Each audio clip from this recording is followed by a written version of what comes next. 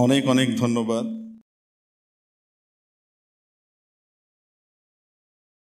সম্মানিত উপদেষ্টা মহোদয়কে, যে উনি ওনার জ্ঞান গর্ভ আলোচনা দিয়ে আমাদেরকে যেন এক ধরনের মোহাচ্ছন্ন করে রেখেছিলেন। আলোচনাগুলো আমাদের জন্য অতীব গুরুত্বপূর্ণ। হালাল এবং হারামের এই তারতম্য আমাদের মধ্য থেকে উঠে যাওয়ার কারণে সবচেয়ে বড় সমস্যা যেটা হচ্ছে, আল্লাহ পাক মনের শান্তিকে উঠিয়ে নিচ্ছেন, অশান্তি ঢুকিয়ে দিচ্ছেন। অনেক কিছু থাকা সত্ত্বেও অস্থিরতা এবং অশান্তি দূর হচ্ছে না। প্রিয় উপস্থিতি, আপনারা এতক্ষণ ধরে যে কথাগুলো শুনলেন, যে মানুষের রিজিক বরাদ্দ করা আছে, উপর থেকে বরাদ্দ করা আছে, যার যেদিন রিজিক শেষ হবে সেদিন তাকে চলে যেতে হবে। সামনের রিজিকের ব্যবস্থা করার মালিক আল্লাহ। স্ট্রিটের ডগ আর কুকুরকে যে আল্লাহ রিজিকের বরাদ্দ দেন, সে আল্লাহ আদমের সন্তান মুহাম্মদ সাল্লাল্লাহু আলাইহি ওয়াসাল্লামের প্রিয় উম্মতি আশরাফুল মাখলুকাতে মানুষের রিজিকের ব্যবস্থা করবেন না, তা কখনোই হতে পারে না। আমাদের ইয়াকিন, আমাদের ঈমান সেদিকেই নিবদ্ধ রাখা দরকার। সেভাবেই চলবে। আল্লাহ যে দেন, এটাতে কোনো সন্দেহ নেই। আমরা দুর্বল ঈমান হওয়ার কারণে আমাদেরকে মাঝে মাঝে আল্লাহ তাআলা দেখান যে এই যে দেখো আমি দিই, এটা আমিই দিই, তুমি কামাও না, তুমি পাও না, আমি দেই। এটা মাঝে মাঝে আল্লাহ আমাদেরকে, আমাদের ঈমান দুর্বল হওয়ার কারণে আমাদের জীবনে মাঝে মাঝে কিন্তু আল্লাহ দেখান। একবার আমাদের এখানে এই টাউন হল বাজারে কিছু ফল কিনেছিলাম এক আলেমের বাড়িতে, ওটা নিয়ে যাব, যে ওলামা ইকরামের জন বড় আলেমের বাড়িতে হাদিয়া দিব, এই জন্য মন ভরে কিছু ফল টল কিনলাম যা ছিল ওখানে। কিনে তারপরে বিল দিতে গিয়ে দেখি যে আমার যা দাম হয়েছে 1120 টাকা, ওটার ভিতরে ঘাটতি কম। তো এখন দোকানদারের সাথে আমার পরিচয় নতুন, আমি যে আমার বলতেও খুব লজ্জা লাগছে যে ভাই এটা বাকি থাকে, আমি পরে আপনাকে দিয়ে যাব, এটাও বলতে খুব লজ্জা লাগছে। তো আবার চিন্তা করছি পকেটে তো নাই, বাসা থেকে নিয়ে আসি। আবার এটাও জানি যে বাসাতে আগামী ওয়াক্তে বাজার করার পয়সা নাই, এটা আমি জানি। আবার এটা চিন্তা করছি যে আমি বাসা থেকে যে আনবো, বাসাতেও তো নাই। তো এখানে ওনাকে ফেরত দিব, এটা নিয়ত করতেছি যে ভাই আপনি 1120 টাকার জিনিস এখান থেকে কমিয়ে রাখেন, বাকিটুকু দেন। আবার মনে মনে চিন্তা করছি যে একজন আলেমের জন্য নিয়েছি আর এটা ফেরত দিব, এটা কেমন কথা।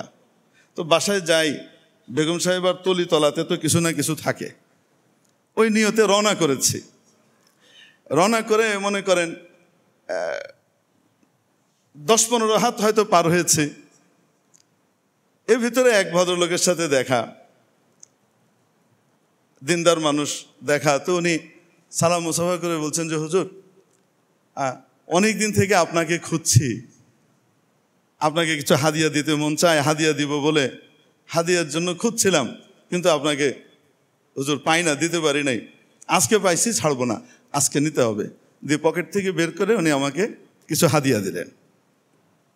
তো এই হাদিয়া নিয়ে আমি তো বাড়ির দিকেই হাঁটছি। ঠিক আছে, আলহামদুলিল্লাহ, নেককার মানুষ যেহেতু, আমি নিয়ে রওনা করেছি। তো হাঁটতে হাঁটতে হঠাৎ চিন্তা করলাম, দেখি কয় টাকার টান আছে, একটু খুলে দেখি কত টাকার টান আছে। বিশ্বাস করেন, খুলে দেখি 1120 টাকা। কেউ কাউকে হাদিয়া দিলে রাউন্ড ফিগার দেয়, হয়তো 1000 দিবে, নয় 500 দিবে, নয় 1500 দিবে, নয় 1100 দিবে, 1200 দিবে। 1120 টাকা কেউ কোনোদিন দেয়? আল্লাহ পাক চোখের সামনে দেখালেন, তুমি কামাও না, তুমি খাও না, তোমরা খাও না, আমি দেই, রিজিকটা আমি দেই। কাউন্টার ভিন্ন ভিন্ন, এক এক কাউন্টার থেকে দেই। এই ইয়াকিন যদি আমার আপনার দিলের ভিতরে চলে আসে, কখনো অন্যের জমি কেউ দখল করতে যাবে না। মসজিদের জমি তো বহুত পরের কথা। আপনারা জানেন আমাদের এই মসজিদের যে এরিয়া, এটা স্বাধীনতার বহু আগ থেকে এই গোটা এরিয়াটা যা আপনারা দেখছেন, ইনক্লুডিং পোস্ট অফিস, এই পুরোটুকু জায়গা মসজিদের জায়গা ছিল। এখানে একটা ছোট্ট ছাপড়া মসজিদ ছিল এবং 1962-তে যখন মাস্টার প্ল্যান হয়, সেই মাস্টার প্ল্যানের ভিতরেও এই পুরো জায়গাটুকু এম দিয়ে চিহ্নিত করা আছে, মসজিদের জায়গা। এটা মসজিদ। এরপরে আপনারা জানেন এই এলাকায় যত প্লট বরাদ্দ দেয়া হয়েছে সরকারের পক্ষ থেকে সরাসরি, সেই সমস্ত অ্যালটমেন্টগুলো 1962-63-র ভিতরে কমপ্লিট হয়ে গেছে। 63-র পরে সরকারের পক্ষ থেকে আর কাউকে এখানে কোনো প্লট বরাদ্দ দেওয়া হয় নাই। হ্যাঁ, কেউ যদি তার মালিকানা বদল করে, অন্যের কাছে বিক্রি করে দেয়, সেভাবে মালিক হয়, সেটা ভিন্ন জিনিস। তখন এখানে ছোট্ট মসজিদ, লোকজনও অনেক কম। 1967 সাল, তখন ডাক ও টেলিযোগাযোগ মন্ত্রী ছিলেন মরহুম আব্দুস সবুর খান। উনি আসলেন।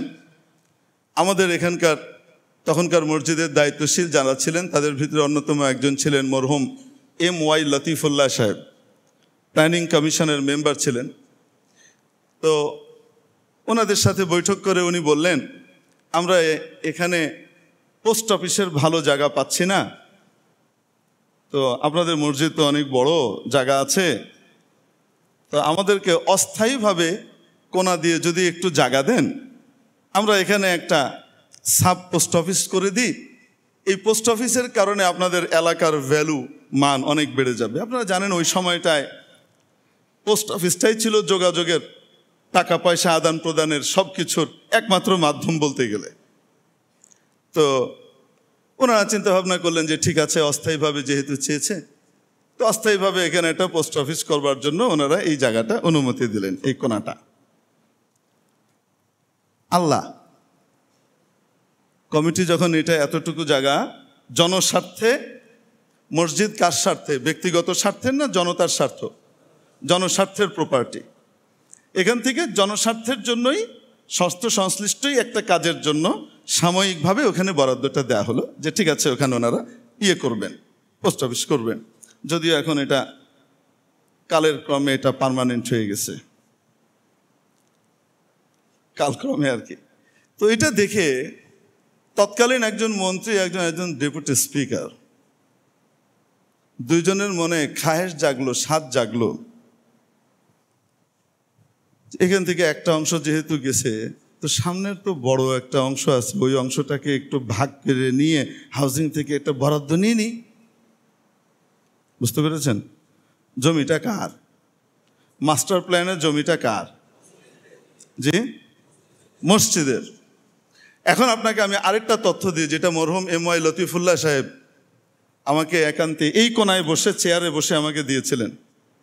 যে যখন এটার ডিজাইন হয়, প্ল্যান হয়, তো ওই সময় অথরিটি প্ল্যান করার সময় মসজিদের জন্য এই জায়গাটা বরাদ্দ করেছিল, এই পোস্ট অফিস সহ।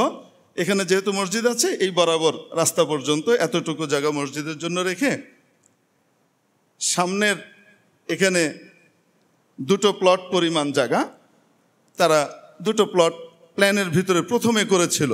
তখনও মাস্টার প্ল্যান হয়নি, পাস হয়নি, প্রাথমিক প্ল্যান। তখন লতিফুল্লাহ সাহেব কমিশনের মেম্বার, তো উনি ওখানে প্রস্তাব রেখেছিলেন, এক কাজ করেন, এই এলাকাটা একটা পোশ এরিয়া, ভবিষ্যতে অনেক বড় পপুলেশন এখানে হবে, তখন কিন্তু এই ছোট্ট জায়গাতে কিন্তু হবে না, এখানে একটা মসজিদ কমপ্লেক্স লাগবে, শিক্ষা বিভাগ থাকবে, লাইব্রেরি থাকবে, অনেক কিছু থাকবে, মসজিদটা তো ছোট থাকবে না। তো একটা কাজ করেন, এই পুরোটুকু জায়গা, এই যেটা আপনারা দেখছেন আমাদের বাউন্ডারি সহকারে, এই পুরোটুকু জায়গা মসজিদের নামে করে দেন, আর সরকার যেন ক্ষতিগ্রস্ত না হয়, এটার জন্য এই দুইটা প্লটের যা দাম আমরা ধরছি, সেই দামটাকে গোটা Iqbal road, sir Syed road, Aurangzeb রোডের ব্লক এর অ্যালটিদের উপরে সমভাবে ভাগ করে দেন ওই দামটা। ওইভাবে তাদের দামটা ধরা হোক। যে দামটা আমরা প্রতি প্লটের জন্য ধরেছি, তাদের একটু দাম বেড়ে যাবে কেন? তাদের জন্য মসজিদের এখানে কি করা হয়েছে, অতিরিক্ত কিছু জায়গা বরাদ্দ দেওয়া হয়েছে, সেটার জায়গা তারাও পে করে দিল। তখন ওনার এই পরামর্শের ভিত্তিতে কমিশন কি করে, এই ডিসিশন নেয় এবং এই পুরো জায়গাটুকু কার নামে দিয়ে দেওয়া হয়? মসজিদের নামে দিয়ে দেওয়া হয়। এবং তুমি বস, জি জাযাকাল্লাহ, পুরো জায়গাটুকু মসজিদের নামে দিয়ে দেওয়া হয়। এখন বলেন, ওই যে সামনের প্লটটুকুর যে দাম, এই দাম পরিশোধ করেছে কারা? আপনারা। এই দামটা তৎকালীন যারা অ্যালটি ছিলেন তারা প্রত্যেকেই সমহারে সেটার দাম এখানে কি করে দিয়েছেন? দিয়ে দিয়েছেন। এখন এই পুরো জমিটা এম চিহ্নিত করে মাস্টার প্ল্যানের ভিতরে পাশ হলো। আমি 62-র আগের কথা বলছি, ওই সময়টায় পাশ হয়ে গেল। তারপরে বরাদ্দ হলো, আর 67-এ গিয়ে 63-তে সকলেই প্লট পেয়ে গেল, আর এই পুরো জায়গাটুকু কার জন্য বরাদ্দ থাকলো? মসজিদের জন্য। দাম চুকিয়েছে কারা? অ্যালটিরা। ভেতরে ভেতরে এটা হয়ে গেছে। 67-এ যখন এটা হলো, 68-এ যে ওই দুইজন ভদ্রলোক, তারা মাস্টার প্ল্যান চেঞ্জ করা ছাড়াই অবৈধ প্রভাব খাটিয়ে হাউজিং থেকে এখানে এই দুটো প্লট নিজেদের নামে বরাদ্দ নিলেন 68-এ। 67-এ এটা গেল। এটা দেখে 68-এ ওনাদের লোভ জাগলো, কারণ কবর ইনশাআল্লাহ সব কিছু নিয়ে গেছেন, ওনারা নিয়ে যাবেন, এবং ওইটা কি করলেন? নিজেদের নামে ওনারা নিয়ে নিলেন।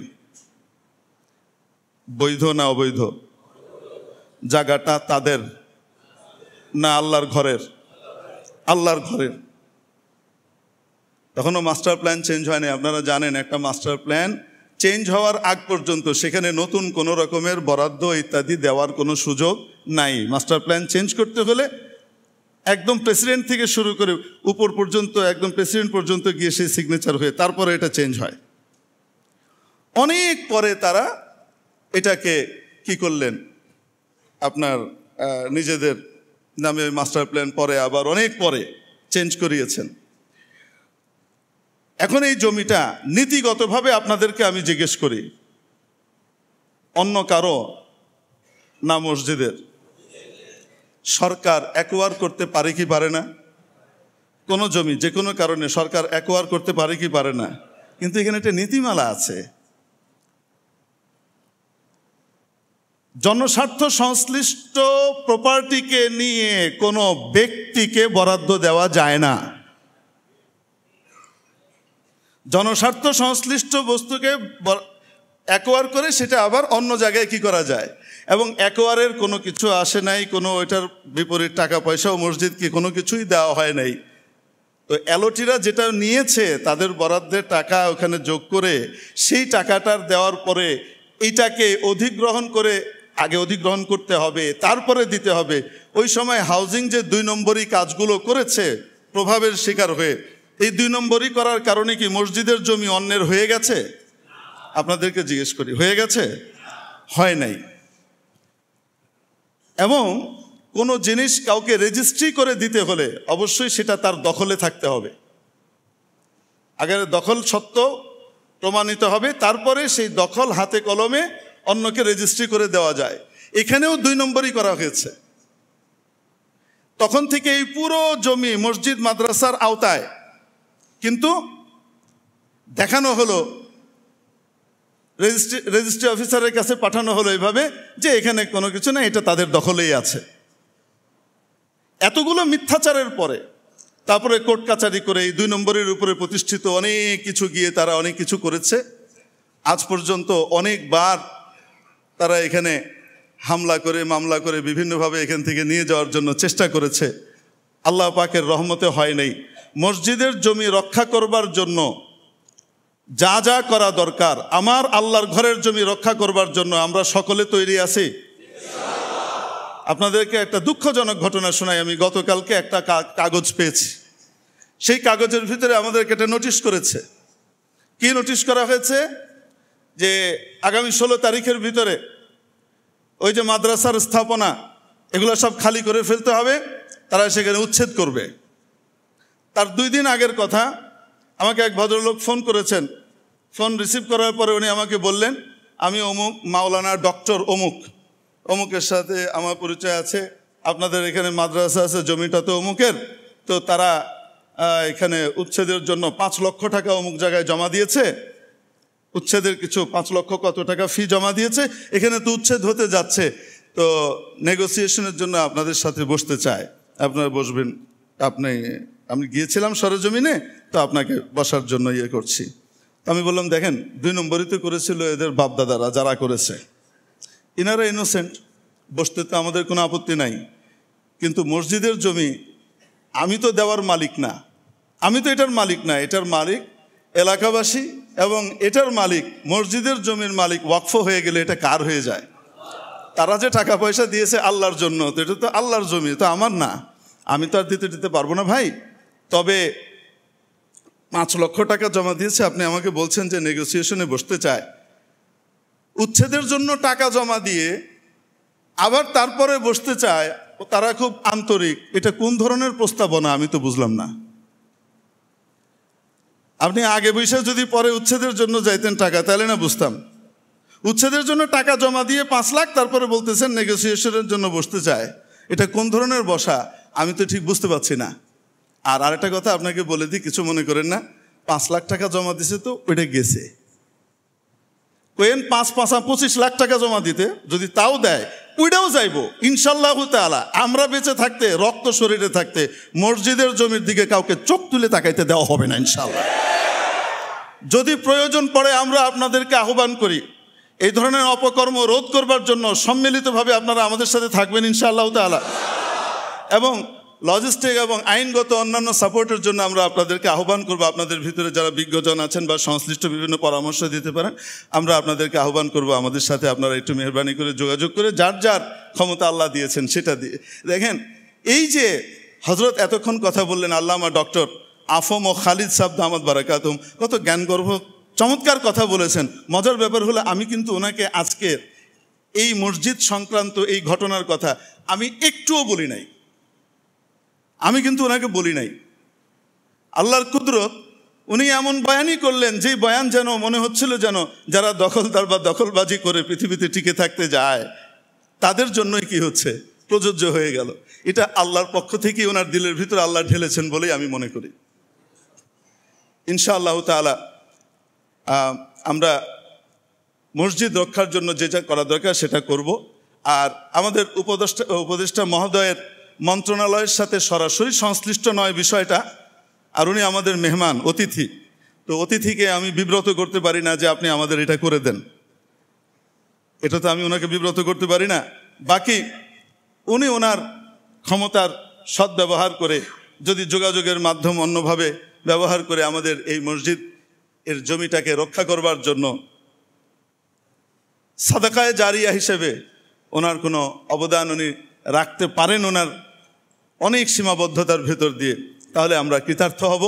আল্লাহ তাবারাকা ওয়া তাআলা ওনার নেক হায়াত দারাজ করেন এবং আমাদের সকলকে হক হালালের উপরে টিকে থাকবার তৌফিক দান করেন। যে ভুল ত্রুটি আমাদের হয়ে গেছে আল্লাহর কাছেও মাপ চাবো, আর সেগুলোর ভিতরে অবৈধ জিনিসগুলো যার যার হক পাওনা তাদের কাছে পৌঁছে দেওয়ার চেষ্টা করব যদি থেকে থাকে ওরকম। আর যদি খুঁজে না পাওয়া যায়, যে জানা তো নাই যে কখন কার থেকে কি বেনিফিট নিয়েছে, সেটা তো এত হিসাবও নাই, মনেও নাই, তাহলে কি করা? তখন একটা হিসাব করে নেওয়া মনে মনে আনুমানিক যে এই পরিমাণ টাকা হয়তো আমার অতিরিক্ত হয়ে গেছে 2 নম্বরের, তো সেই পরিমাণ টাকা যারা যারা এরকম করেছে, যাদের কাছ থেকে নেওয়া হয়েছে তাদের নামে আল্লাহর রাস্তায় দান করে দেওয়া, তাদের নামে আল্লাহর রাস্তায় দান করে দেওয়া। আশা করা যায় কিয়ামতের দিন তারা যখন তাদের হক বিশাল সোয়াব হিসেবে কিয়ামতের দিন পেয়ে যাবে, আমাদেরকে আল্লাহ মাফ করে দিবেন ইনশাআল্লাহ তাআলা। এই মাফের রাস্তা আল্লাহ রেখে দিয়েছেন, এই জন্য হতাশ হওয়ার কিছু নাই। লা তাকনাতু মির রাহমাতিল্লাহ, আল্লাহর রহমত থেকে হতাশ হইও না, নিরাশ হইও না, আমরাও নিরাশ হব না ইনশাআল্লাহ। উপদেষ্টা মহোদয়কে ওনার মূল্যবান সময় আমাদেরকে দেবার জন্যে অসংখ্য শুকর আদায় করছি, ওনার কৃতজ্ঞতা জ্ঞাপন করছি। আল্লাহ রব্বুল আলামিন আমাদেরকে কবুল করেন এবং 4 রাকাত ক্বাবলাল জুমা আমরা সুন্নত আদায় করে নিই। শুকরান জাযীলা।